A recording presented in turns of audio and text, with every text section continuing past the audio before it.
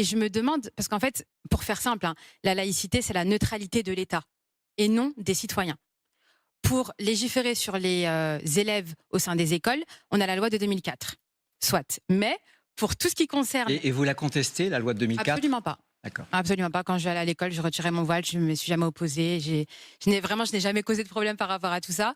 Et preuve en est, je ne veux pas être fonctionnaire. Enfin, je veux dire, je respecte vraiment de manière très stricte le principe de laïcité. Vous admettez que dans des lieux qui sont des lieux que la République souhaite sanctuariser, notamment à l'école, que ce soit les professeurs, mais ça, c'est depuis longtemps, depuis 2004, les élèves ne puissent pas porter un voile ou autre chose, c'est-à-dire un signe ostentatoire religieux. Voilà. Ça, vous l'admettez? Je l'admets, c'est la loi, je l'admets. Je l'admets, mais ce que je... Et vous le regrettez? Vous l'admettez ou vous le regrettez? Je l'admets. Mais ensuite, j'ai pas étudié en profondeur la loi de 2004 pour avoir réellement un avis juridique là-dessus. Je sais qu'il y a beaucoup de professionnels du droit qui disent qu'au niveau de la laïcité, c'est pas très respectueux justement de ce principe-là. Ah si. Mais moi, en tant que ces professeurs de droit qui disent que la loi de 2004 ne respecte pas la laïcité se trompent. D'accord. Alors vous, du coup, vous avez raison quand vous affirmez que... Non, mais je vais vous expliquer.